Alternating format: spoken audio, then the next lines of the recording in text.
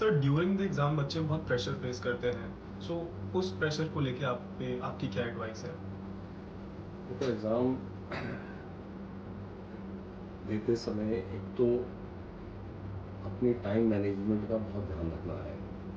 3 subjects हैं, तो सबकी कोई अपनी प्रैक्टिस बनी रहती है, कोई बायो पहले करता है, कोई केमिस्ट्री, कोई फिज़िक्स। बट जो भी एक टाइम आपने प्लान किया हुआ है कि बायो को 1 आवर में करना है, केमिस्ट्री 1 आवर, फिज़िक्स 1 आवर, ये थोड़ी-थोड़ी वेरी करती है प्लानिंग, इसमें कोई आइडियल बात नहीं है। लेकिन जिसकी जो भी प्लानिंग है, उस प्लानिंग का ना वहाँ बहुत ध्यान रखें। ये ऑफ़न हो जाता है कि हम टेस्ट करते हुए कहीं एक सब्जेक्ट पर ज़्यादा टाइम ले जाते हैं और फिर जिससे बाकी सब्जेक्ट आता है लेकिन टाइम कम होने की वजह से जल्दी-जल्दी करने में गलतियाँ होती हैं। तो एक तो ये बहुत ध्यान रखना है कि हर सब्जेक्ट को उसका पूरा ड्यू टाइम आप दें। दूसरा, एग्ज़ाम अटेम्प्ट करते समय ऐसे बहुत से क्वेश्चन रहते हैं बीच में, जो कहीं हमें ज़्यादा सोचने के लिए मजबूर कर रहे होते हैं, हमारा टाइम ले रहे होते हैं। तो वो उन क्वेश्चन पे ज़्यादा नहीं रुकना है।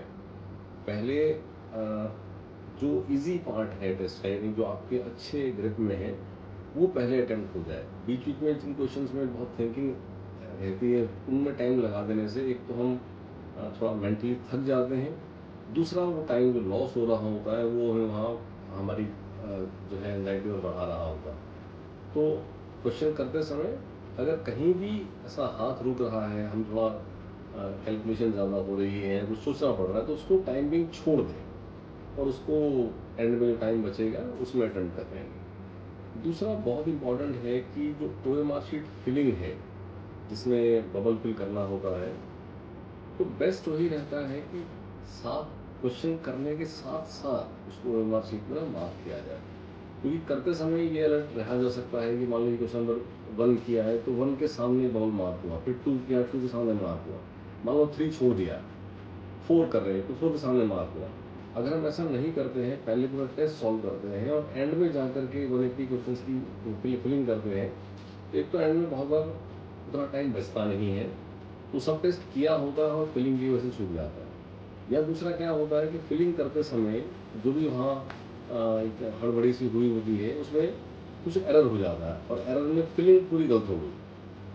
टेस्ट ठीक किया, लेकिन फिलिंग हम ठीक नहीं कर पाए। तो हमेशा इस बात को ध्यान रखना है कि फिलिंग साथ-साथ करेंगे तो एरर नहीं होगी। फिलिंग एंड में करने जाएँगे तो एरर होनी है, बहुत बार छूट भी जाता है। तो ये भी ध्यान रखना है।